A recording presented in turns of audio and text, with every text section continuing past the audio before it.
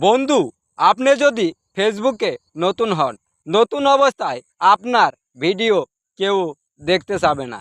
নতুন অবস্থায় আপনার যতই কন্টেন্ট ভালো হোক না কেন, আপনার ভিডিও কেউ দেখতে চাইবে না।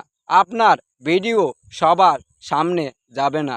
আপনি যদি নতুন হন, নতুন অবস্থায় আপনাকে অবশ্যই সবার পোস্টে যেতে হবে। সবার ভিডিও আপনাকে নিয়মিত দেখতে হবে। আপনাকে অন্যের ভিডিও দেখে সেখানে গঠনমূলক কমেন্ট রাখতে হবে। কমেন্টই আপনার পেজের পরিচয়।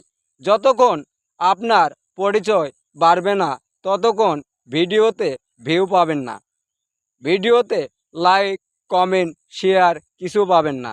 আস্তে আস্তে পেজটা যখন পুরাতন হবে, তখন আপনার পরিচিত বাড়ে যাবে। তখন আস্তে আস্তে দেখবেন আপনার ভিডিওতে ভিউ বেড়ে গেছে।